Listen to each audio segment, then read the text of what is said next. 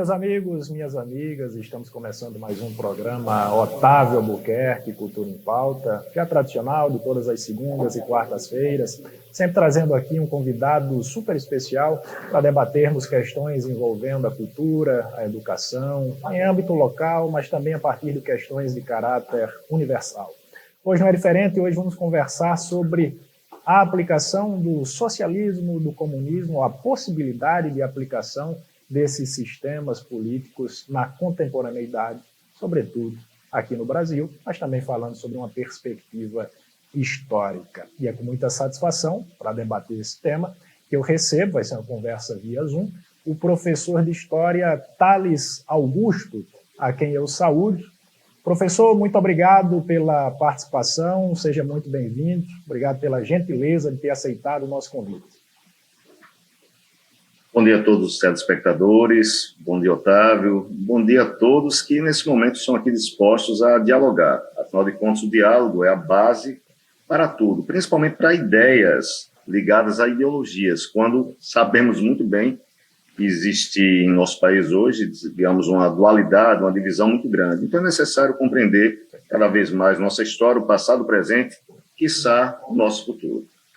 Mas antes de começarmos o papo com o professor Thales Augusto, só passar aqui pelos nossos parceiros comerciais, pessoas que apoiam aqui o programa Otávio Albuquerque Cultura em Pauta, começando pelo Jocauto do meu amigo Fernando, câmbio automático CVT, peças e serviços aqui mesmo em Parnamirim, na rua Vale do Sol. Só passar aqui o telefone de Jocauto, 3272-3829 é o telefone da Jocauto. Passando agora para a padaria aqui, Pão Premium, da minha amiga Auxiliadora, lá na Avenida das Alagoas, em Neópolis, Natal. Só passar aqui o telefone daqui, Pão Premium, 3217-7814, segue aí aqui Pão Premium nas redes sociais. Passando agora para Bocata, gastronomia saudável, para você que precisa fazer dieta, tem restrições alimentares, a Bocata é o local. O telefone 99402-6193, 99402-6193 é o telefone da Bocata, segue aí nas redes sociais. Passando agora para a Bookstory, moda feminina exclusiva, faz o seu momento melhor. A minha amiga Fábia Uerrara, olha o telefone aí da Bookstory, 98635-0852, segue aí a Bookstory nas redes sociais. Passando agora para a barbearia do Edson, lá na Avenida Bel Cabral, 2221, Nova Parnamirim, o telefone 9618-0090 é o telefone aí da barbearia do Edson Carlos. Passando agora para Laricão Roots, lanches, lá na rua Quintino Bocaiúva, 35, Cidade Alta Centro, o telefone 98887-6312 é o telefone aí da minha amiga Glênia, lá da Laricão Roots. Passando agora para ele, sempre ele, meu amigo Tião, Bai Restaurante, lá na rua Juiz de Fora, em Neópolis, Natal. Segue aí o meu amigo Tião nas redes sociais, Facebook e Instagram. E para finalizar, Natal Rigor, do meu amigo Raimundo Filadélfio, lá em Mirassol. Natal Rigor aí, moda masculina e feminina, para você que quiser alugar uma roupa para um evento, um baile de formatura, a Natal Rigor é o local. Agora sim, vamos começar a nossa entrevista com o professor Thales Augusto. Professor, nas suas redes sociais, você se define como um socialista. O que é que pode atrair no socialismo para você se autodenominar além dessa pretensa igualdade, né, que para muitos pode significar uma grande utopia, fazendo aí uma analogia com o livro do pensador inglês do século XV, o Thomas Moros? Bem, Otávio, quando nós falamos sobre socialismo, é necessário ir às raízes, e até mesmo conhecer a história, ou também porque até mesmo a camisa que eu vim foi escolhida a dedo, digamos assim. Eu sou participante da Igreja do Alto da Conceição, aqui na cidade de Mossoró, a todos de Parnamirim, cidade maravilhosa. Por vezes estive aí, e é necessário também conhecer um pouco da ligação do passado para com o presente. Por que o socialismo pode ser uma alternativa? Vamos lá. tem duas premissas bem ligadas à religião, que são duas frases que geralmente eu gosto de usá-las. Que uma delas diz: eu vim para que todos tenham uma vida e uma vida em abundância. E a outra, também de forma bíblica, é: amai uns aos outros como eu vos amei. São dois princípios bem interessantes. Por quê? Porque você, que é telespectador, nesse momento está nos acompanhando, sabe muito bem que quando nós falamos uma certa igualdade social, ou com uma sociedade mais afirmativa, ou com possibilidades, estamos falando só com necessidades. Vimos e estamos vendo determinadas mudanças no mundo, dentre elas em uma nação que jamais seria, digamos assim, colocada para tais práticas em pleno século XXI. Os Estados Unidos, até o Biden, que está sendo chamado por alguns, eu estou rindo um pouco, como socialista, como comunista, quando na verdade não é. Mas suas políticas voltadas a mudanças sociais são pertinentes. Motivo: a maior nação do mundo econômica passa por mudanças, necessita de mudanças. O socialismo é o que vai ser aplicado lá? Claro que não. Mas enquanto história, enquanto base, enquanto possível prática, o socialismo se reafirma como uma possibilidade. Mas quando nós falamos em história, quando nós falamos até mesmo no fim da história, Francis Fukuyama escreveu sobre isso. Ele trabalhou que o capitalismo teria posto, após a queda do Muro de Berlim, das repúblicas socialistas, até mesmo da União Soviética, o seu fim.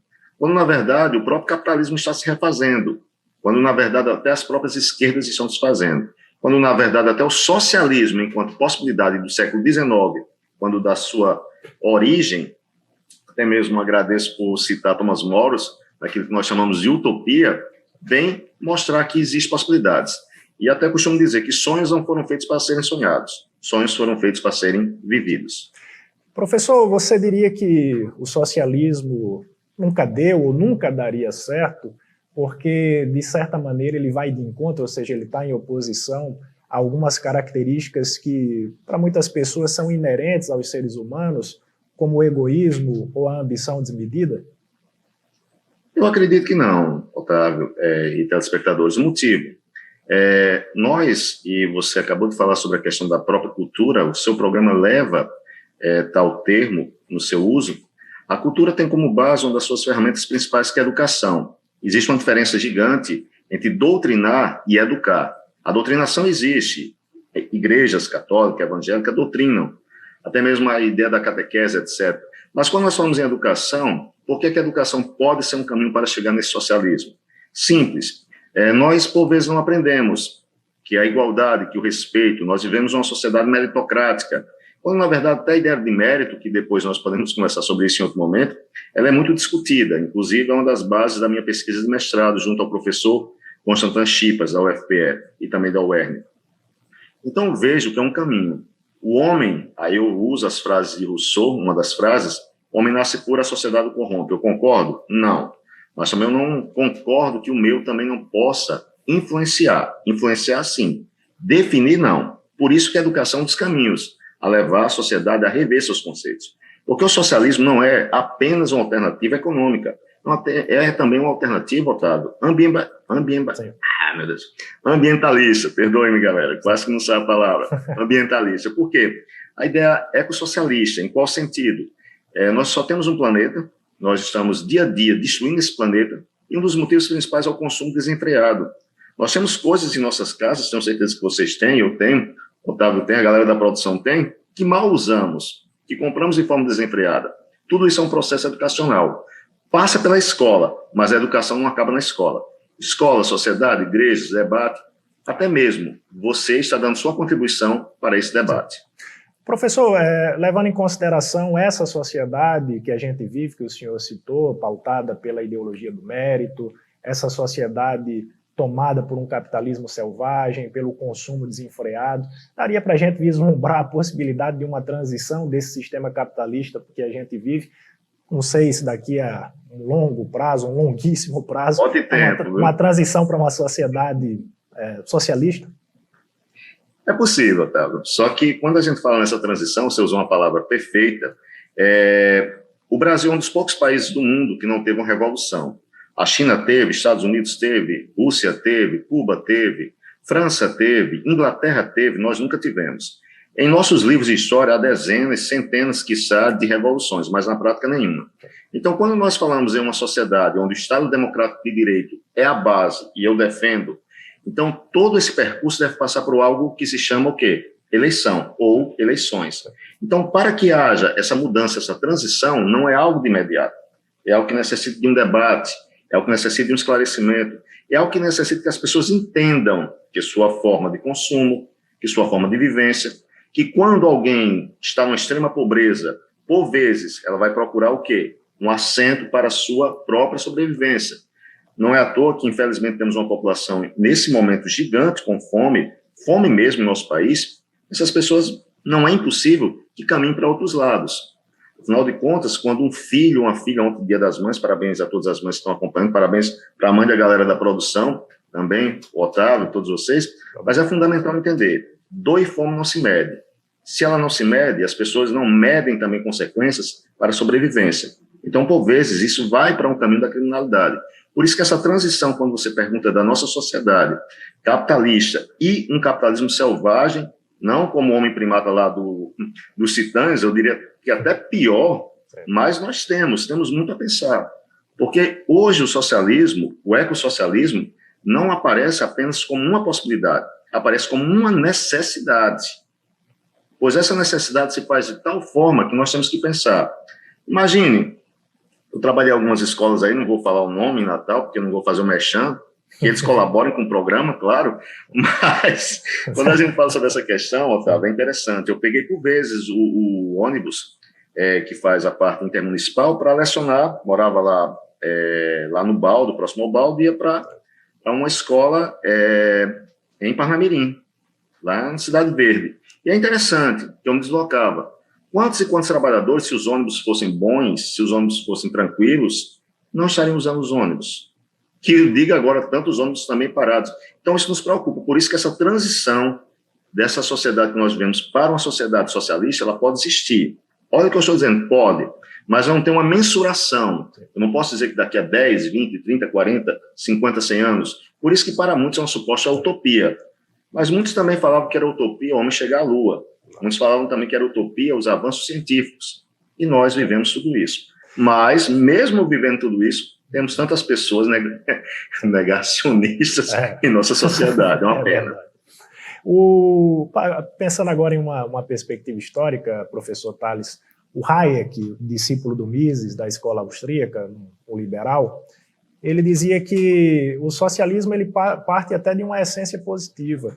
No entanto, pensando na aplicação de um chefe de Estado, de um sistema socialista, naturalmente, a partir dessa aplicação, surgiriam dissidências, pessoas que não concordariam com a aplicação desse sistema. E aí só haveria dois caminhos, ou uma propaganda muito forte, ou o uso da força. Invariavelmente, isso pensando na história, invariavelmente o socialismo tende a caminhar para um regime autocrático, ditatorial?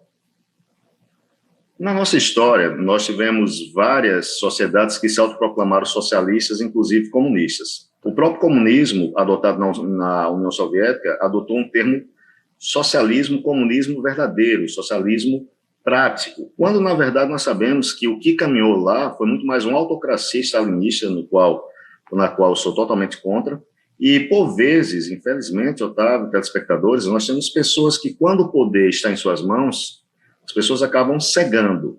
Nós temos em um país aqui vizinho, um cara que eu admiro bastante, o Mujica, Pepe Mujica.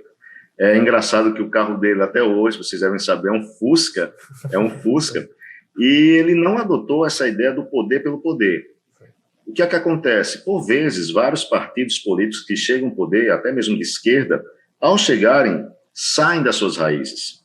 Eu vou até citar um exemplo, não por nome, mas boa base dos partidos de esquerda eram dentro das igrejas, católica e evangélica. Hoje existe uma ojeriza por pessoas que são de esquerda, porque existe também uma demonização. É muito forte isso. Eu digo isso porque eu sou duplamente complicado. Eu sou católico, sou de esquerda e sou professor, historiador, tinha de tudo para ser ateu. Não consegui, nem quero tentar, Deus já fez muita coisa em minha vida.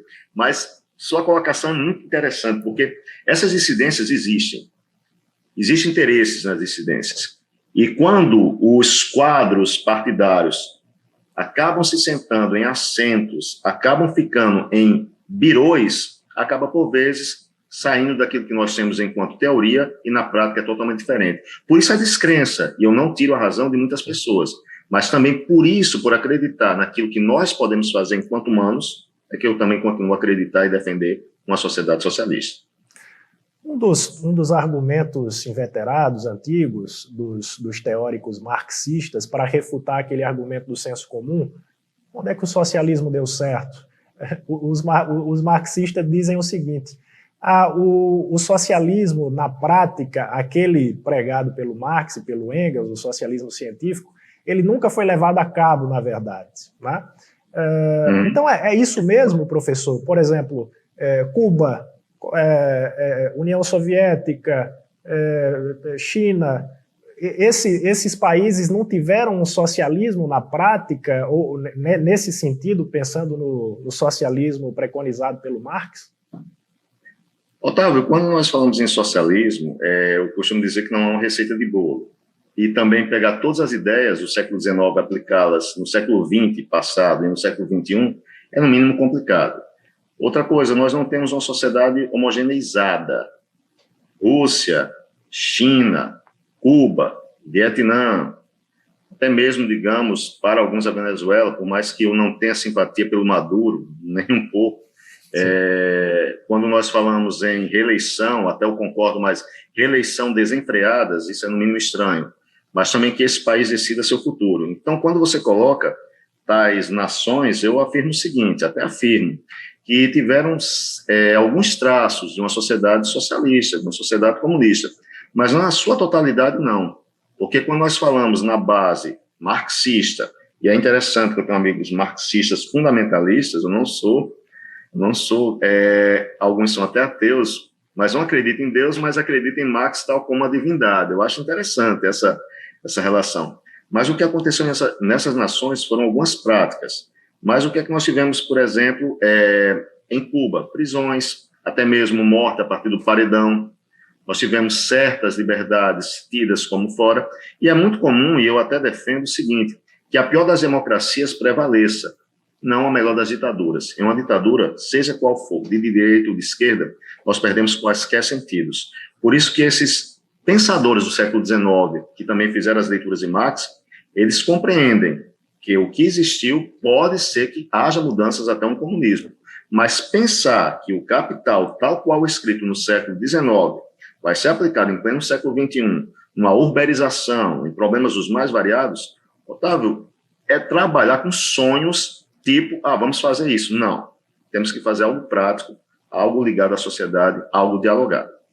Professor, é possível pensar a aplicação do socialismo em um determinado local, sendo que o mundo inteiro é capitalista? Porque, por exemplo, em 1917, depois da Revolução de Outubro, a Revolução Russa, o Lenin e o Trotsky, depois de expropriarem a burguesia, livrarem a Rússia do domínio czarista, o controle da produção pelos trabalhadores, a economia planificada, enfim, eles chegaram à conclusão de que o que havia ali, na verdade, era uma sociedade de transição do capitalismo para o socialismo, que ainda não era socialismo, justamente porque essas ideias ainda não tinham se espalhado por outros países.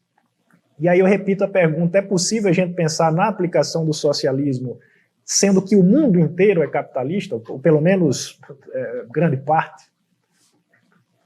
Otávio, pelos escritos em Marx, o comunismo, o socialismo, iria surgir após uma sociedade altamente desenvolvida capitalista. Seria exatamente o comunismo pós-capitalista, e não dentro do capitalismo.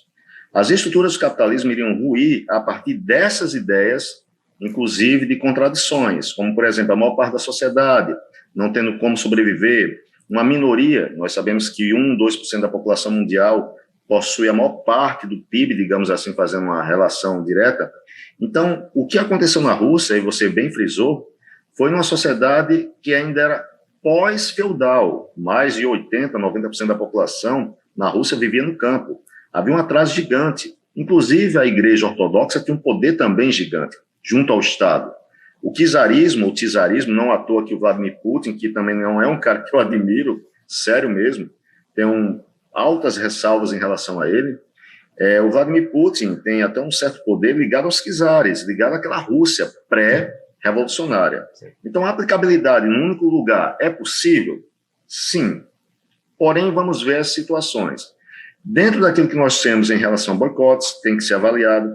Dentro daquelas relações de como o Estado vai funcionar, se ele é autossuficiente na sua produção, que nós sabemos muito bem que devido a fenômenos como a globalização, que muito mais econômica ela é do que social, dificultaria. Então, é um caminho ainda a ser levado bastante à frente. Por isso que essas ideias, repito, são interessantes que nós venhamos a pensar num contexto macro e micro. Como assim micro? Nós temos forças, como sindicatos, como SEBs, ou comunidades eclesiais de base dentro da Igreja Católica, como grupos ligados a ONGs, tantas elas ligadas às ideias de esquerda e ideias socialistas. Algumas em si não se colocam enquanto até socialistas, mas elas defendem ideias que são do socialismo. Por isso que essa ideia de união dessas ideias, dessas práticas, vem viabilizar. Mas é um caminho árduo, difícil, principalmente porque nós estamos numa situação, no nosso país e no mundo, difícil. Qual é ela? Não só a pandemia, se chama diálogo. Nós não mais sentamos, nós não mais paramos para dialogar. Nós hoje somos donos da verdade, cada um de nós. E até mesmo, aqueles que estão acompanhando nesse momento, pode ser que alguns digam que eu não sou nem de esquerda, é incrível, por causa de algumas colocações minhas. Por quê? Porque às vezes as pessoas gostam de passar pano, e numa boa, meu caro Otávio, caros espectadores, passar pano não é bom para ninguém, seja de direita, seja de esquerda. Professor, o Alex de Tocqueville, pensador francês do século XIX, um liberal, ele tem uma frase que é interessante, mas que é totalmente contrária ao socialismo. Ele dizia o seguinte: o socialismo e a democracia não têm absolutamente nada em comum a não ser por uma palavra, a igualdade. Mas enquanto a democracia busca a igualdade na liberdade, o socialismo busca a igualdade na servidão.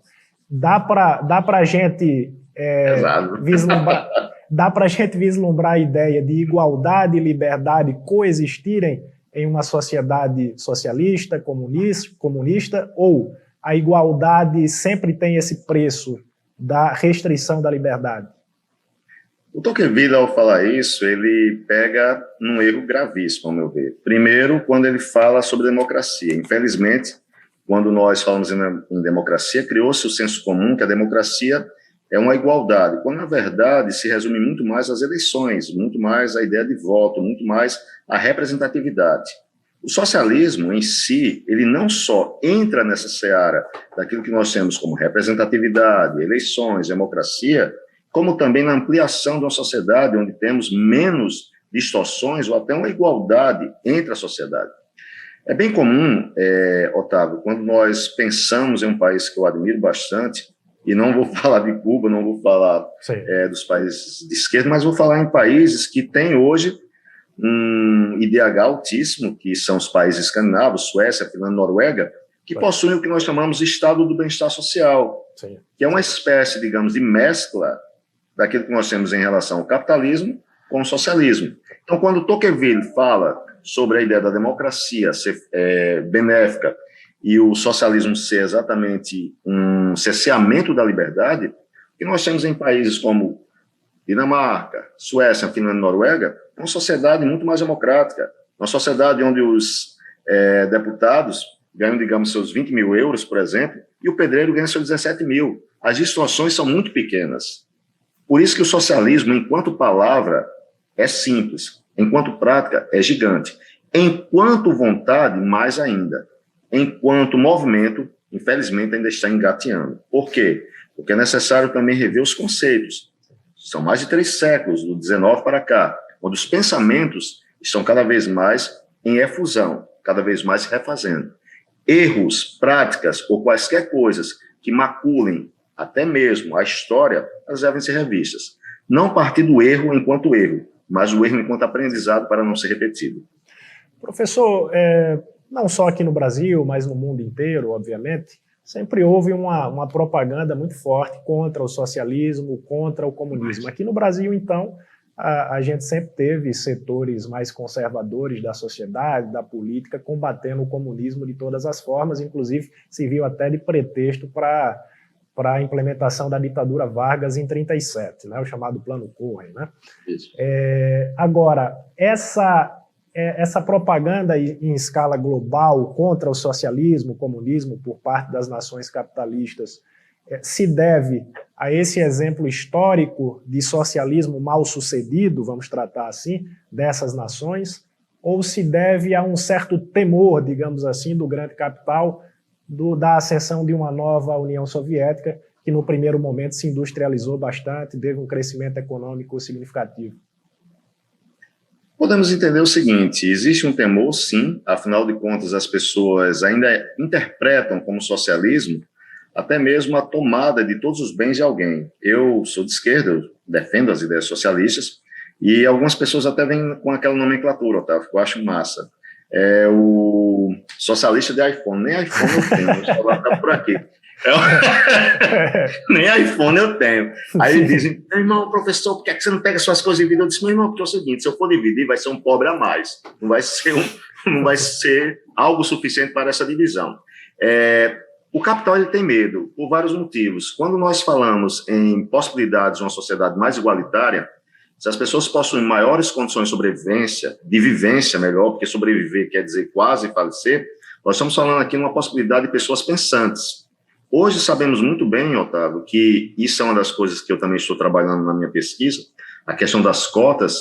As cotas, por exemplo, garantem a entrada do aluno, a saída, como é que vai ser, ao mesmo tempo uma ascensão social. Então, o socialismo ele parte de muitas raízes para entendermos como esse capital teme. Por quê? Porque o capital teme uma ascensão da própria sociedade em si, uma divisão dos bens, ou cada vez mais uma sociedade com melhores condições.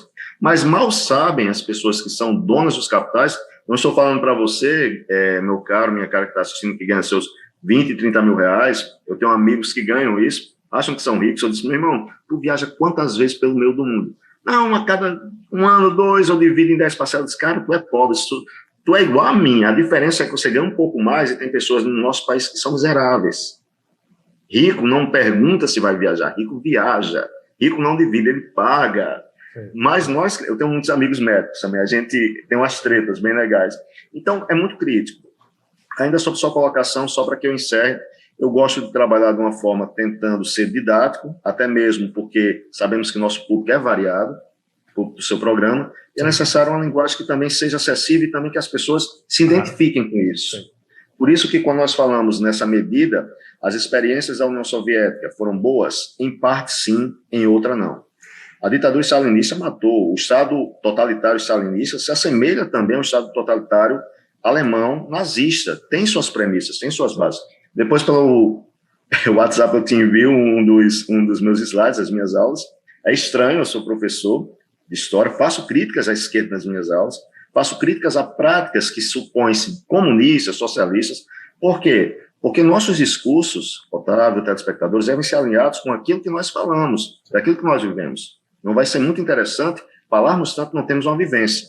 Agora, por sermos humanos, também não podemos dizer que estamos acima de Deus, acima de tudo. Nós somos humanos. Então, por sermos humanos, somos falhos. E temos cada vez mais que evoluir. Não como eu até brinco com os alunos, bora galera, bora evoluir tipo um Pokémon, não. Mas nós temos que evoluir enquanto seres humanos. Sim. Uma das principais coisas para que a humanidade evolua. Pois não. O Ludwig von Mises, da escola austríaca, ele dizia que o socialismo, invariavelmente, ele partiu de um cálculo matemático. O socialismo, invariavelmente, levaria à estagnação econômica. Inclusive, se a gente for analisar o que foi a União Soviética, por exemplo, isso aconteceu, de fato, nos anos 70, inclusive suscitou a perestroika, lá do Gorbachev, que foi uma abertura do mercado russo para o capital estrangeiro, a reestruturação da economia russa. Perestroika significa justamente reestruturação.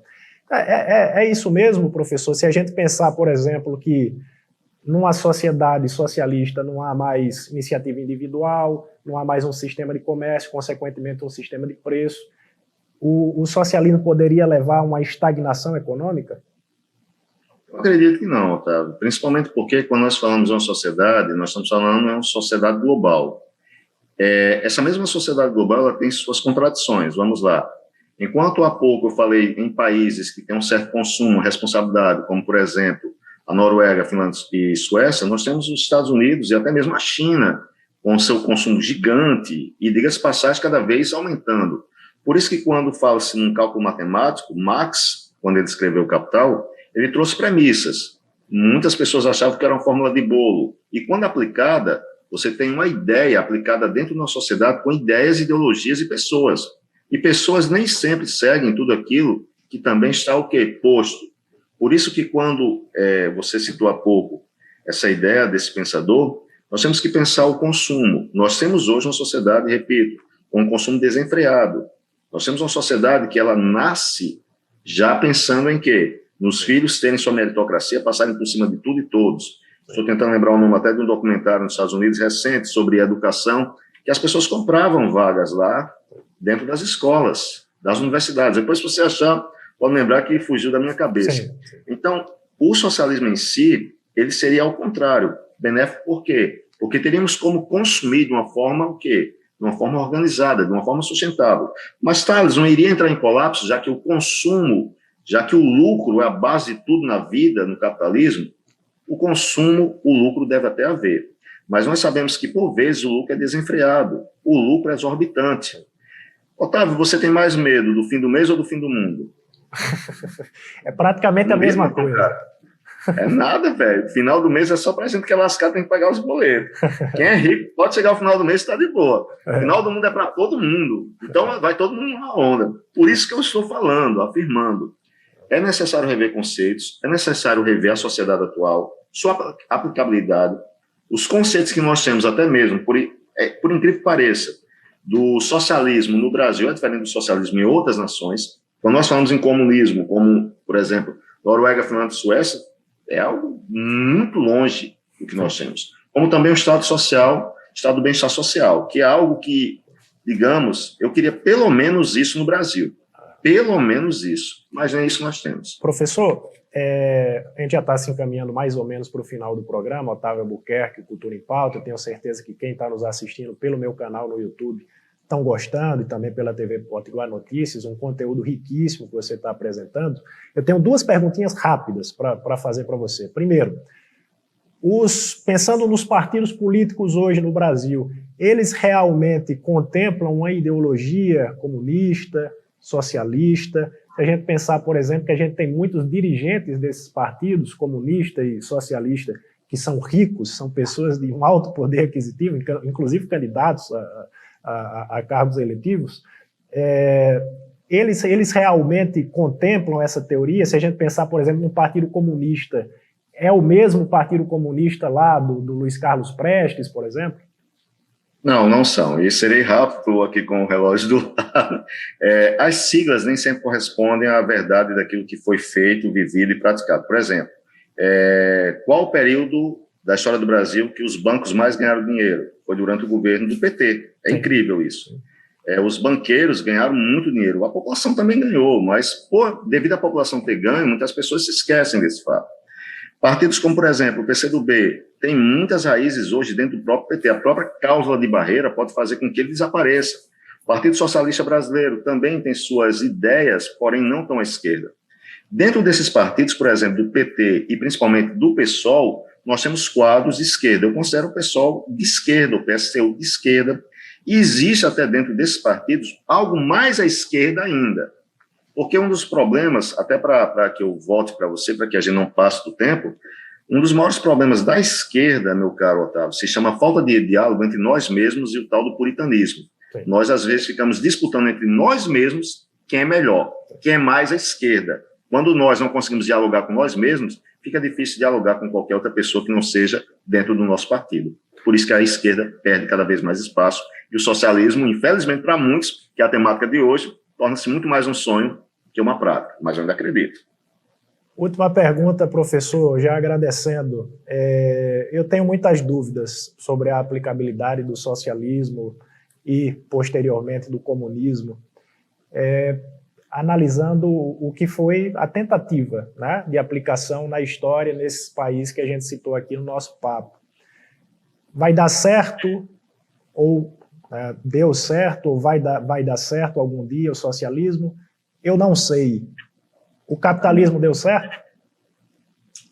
O capitalismo não deu, porque no momento que deixamos pessoas no meio do caminho, automaticamente não tivemos uma efetividade. Eu levo muito em consideração os Estados Unidos. Uma das coisas mais maravilhosas que o Brasil tem, que muitos estão sabendo agora, se chama o SUS, Sistema Único de Saúde. Existe um documentário sobre a saúde estadunidense, galera, é imoral, não existe saúde pública estadunidense. Ou seja, se eu afirmar que o capitalismo deu certo, automaticamente eu estou esquecendo tantas pessoas que foram mortas por questões econômicas, por ambições. Se nós falamos em golpe, se nós falamos em combate a partidos, a grupos que governaram o mundo, vamos pensar mais. Quantos golpes de Estado o maior país capitalista do mundo promoveu e continua a promover? São muitos. Basta uma esperança. Não é esquerda, não é esquerdopata, não é petralha nem nada. Mas quem sabe esse cara vai fazer por um país algo que ninguém fez, que o capitalismo não fez, que foi jamais esquecer que o maior bem de um país, que deve estar acima de tudo e de todos, se chama o seu povo. Este sim, Otávio, telespectadores, não pode ser esquecido. Professor Thales Augusto, muito obrigado pela sua participação, um conteúdo realmente riquíssimo, muito esclarecedor. Venha outras vezes para a gente debater. Eu agradeço a vocês, agradeço especialmente a você, Otávio, todos os telespectadores que fazem a língua enrola, mas sempre que eu tiver tempo, a disponibilidade, temas diferentes, pode chamar que nós debatemos. Repito, não por donos da verdade, mas que possamos ter um diálogo, concordância e discordância, para quem sabe termos, no mínimo, um mundo melhor. Valeu, professor. Mas antes de terminar o Otávio Albuquerque Cultura em Pauta, só dar uma passada aqui novamente nos meus parceiros comerciais, começando aí por Jocauto, câmbio automático CVT, peças e serviços aqui mesmo em Parnamirim, na rua Vale do Sol. Só passar aqui o telefone do meu amigo Fernando da Jocauto, 3272-3829.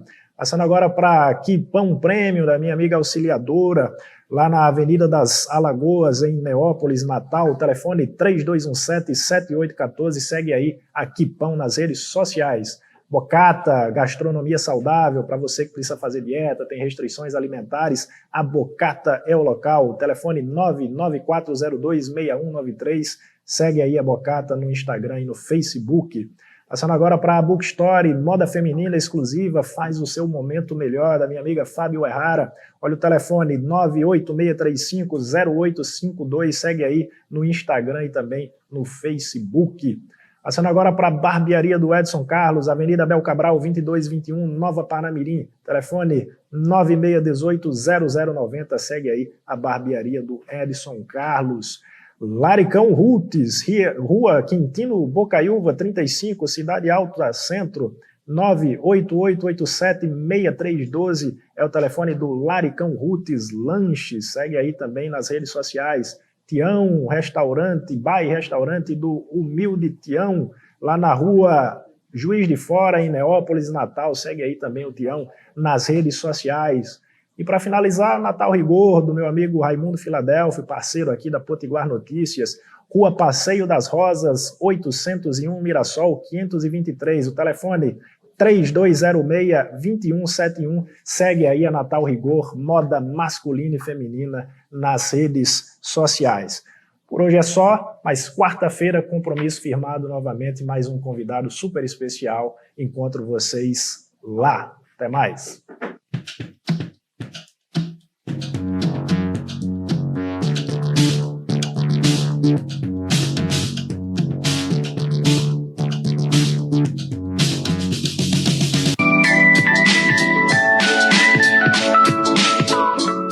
Natal Rigor, onde sua festa começa. Ternos, vestido de gala, trajes para diversas ocasiões e muito mais. Natal Rigor, vestindo com elegância.